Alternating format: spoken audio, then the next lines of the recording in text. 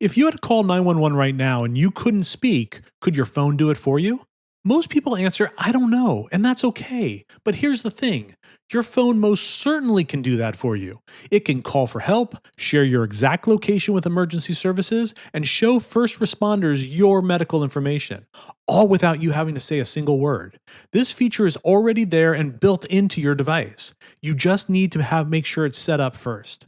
Hopefully you'll never need it, but today I'm going to walk you through exactly how to make sure you're prepared if you do.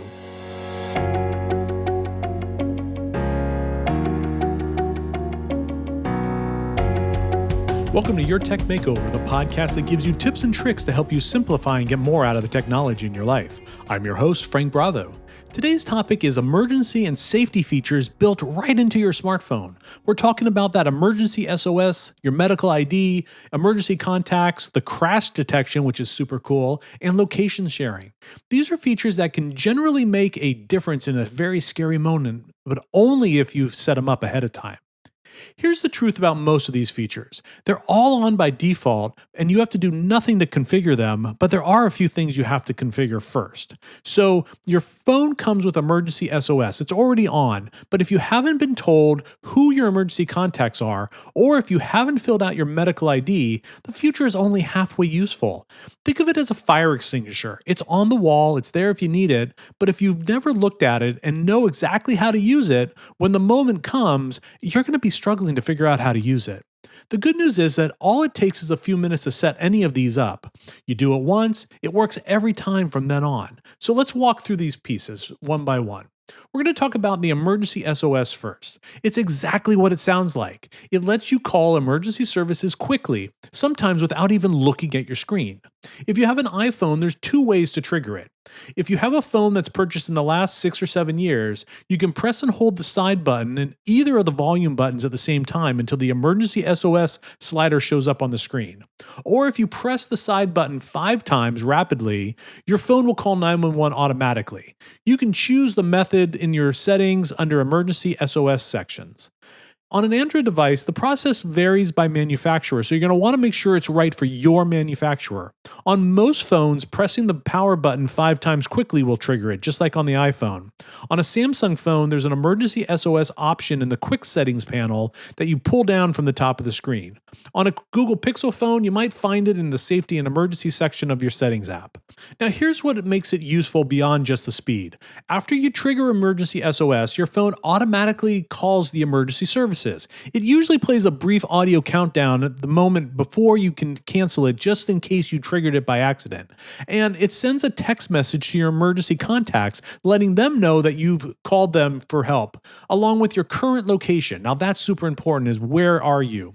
If you have an iPhone 14 or newer, there's something called emergency SOS via satellite. This means that even if your location is out of cell service, like you're out hiking or something, your phone can still reach emergency services by connecting directly to the satellites overhead. Most people will never need it, but if you're on a hike, you're camping, or you travel anywhere off the beaten path, that is a very powerful thing to have. A quick shout out to listeners like you who help make Your Tech Makeover possible. Your support is what helps keep this podcast going, and I truly appreciate it. Want to contribute? Just click the link in the show notes or visit yourtechmakeover.com. Plus, as a thank you, supporters who give $25 or more will get $25 off a one-time consultation with me to help you simplify your tech. Thanks for being part of the Your Tech Makeover community. Now, back to what I was saying. Now let's talk about the medical ID. Medical ID is one of the most underused features of any smartphone, and it's one of the most important ones to set up. Here's what it does. It stores your medical information in one place that paramedics and first responders can access from your lock screen without you having to unlock your phone. Even if you're unconscious or unable to communicate, someone trying to help you can see your blood type, your allergies, your medication, and who to call. On an iPhone, you set this up through the Health app. You open the app, you tap on the profile picture in the upper corner, and you select Medical ID. From there, you'll want to fill out your name, your birth date, your medical conditions if you have any, some allergies if you have those, any reactions to medications that you take, or your emergency contacts. I should say, and your emergency contacts, not or. You want to make sure the emergency contacts are in there as well. The setting you absolutely need to make sure is turned on is the show when locked setting. This is the one that makes your medical ID accessible from your lock screen. Without it turned on, the information is completely private and useless in an emergency. On an Android device, you'll find the settings under the settings and then emergency, safety, and emergency or something like that, depending on the device. And then you're going to look for medical information. It's the same idea. The process is pretty much the same to set it up. You don't have to fill out everything to make this worthwhile, but something you want to make sure you include is your name and your phone and your photo. You want to make sure you have a photo because the first responders can't use it if they can't match the device to the person. But it's more in the case of getting your full picture if you have as much information as you have can put in there, especially if you're allergic to something. If you're allergic to something or you're on medication that may react poorly with others, you want to make sure those are listed as well. And then there's the emergency contacts. Your emergency contacts are people who get notified when you use the emergency SOS. When that feature is triggered, they automatically receive a text message with your location and a note that you called for help. On an iPhone, you add that emergency contact right alongside the other health information in the health app. It's in the medical ID section again. There's a field at the bottom labeled emergency contacts, pretty obvious there, where you can select people from your address book. On Android, you're going to go back to that same place that you just were, the safety and emergency, and you'll see an emergency contact section there. Same process. The question most people ask often is, who should I add? One or two people who are most likely to answer their phone is the people you should have on this list. Maybe it's a spouse, a close family member, a trusted neighbor, or a good friend. The most important thing is that it's someone who, when they see that message, they'll respond. Not someone who might ignore it like an unknown text and 2 mornings later say, oh, wait a minute, somebody sent this to me. One thing that's easily overlooked is to make sure you let people know that you've added them. Letting them know that you're on their list makes them think, okay, well, if I ever see the emergency SOS, I'll know what to do with it. A quick conversation ahead of time can make a real difference. Finally, there is crash detection. This is one of the newer features that are out there, and it deserves a moment from itself because it is kind of cool. If you have an iPhone 14 or a newer model or a newer Google Pixel, you can have your phone detect if you're in a serious crash. It uses the phone's accelerometer, its gyroscope, to know how it's located in the world, and the microphone to recognize a combination of sounds and physical forces that happen in a severe collision. If it detects a crash, it puts an alert on your screen and plays an alarm. If you don't respond within a few seconds, it automatically calls emergency services for you and tells them you've been in a crash along with your precise location.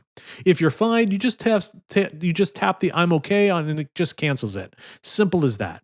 This feature is usually turned on by phones that automatically support it, but it's worth taking a minute to confirm. On an iPhone, you'll go to Settings and then Emergency SOS. You should see the crash detection setting there if you have a phone that's new enough and can support this. On a Google Pixel, it's under the Personal Safety app. What I want you to take away from this is even if you have one of these phones, you're probably already protected. You just may not know that. And you need to make sure that it's absolutely turned on. So go do that right now. Pause this episode, go do it, and come back. All right, well, let's bring all this home.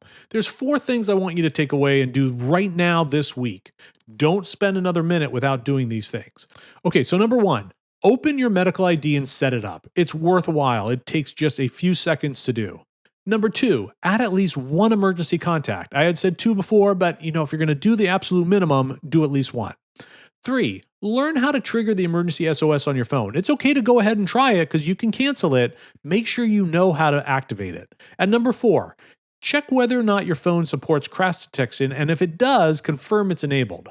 None of these take very long, but all of them will work a lot better if you use them now and you know they're set up before you actually need them. So have you ever been in a situation where you've had these features already set and you might have wanted to make them different? Maybe something happened to you or someone close to you and you realized afterwards that the information would have been really helpful had it been done. Or maybe you'd always meant to set it up and never got around to it. Anyway, let me know. And as always, if you have ideas for topics you'd like me to cover on this podcast, please feel free to contact me via email at frank@yourtechmakeover. That's it for now. Thanks for listening to Your Tech Makeover. If you haven't already, don't forget to subscribe to this podcast and make sure you like it and leave a comment if you don't mind doing that. And if you're on Substack, make sure you subscribe to the newsletter so you're alerted to new content as it's posted. You can always check out yourtechmakeover.com where you can see more information about this and other episodes. And if you want to find out more about me, you can visit bravoitc.com. Until next time, I'm Frank Bravo, and this has been Your Tech Makeover.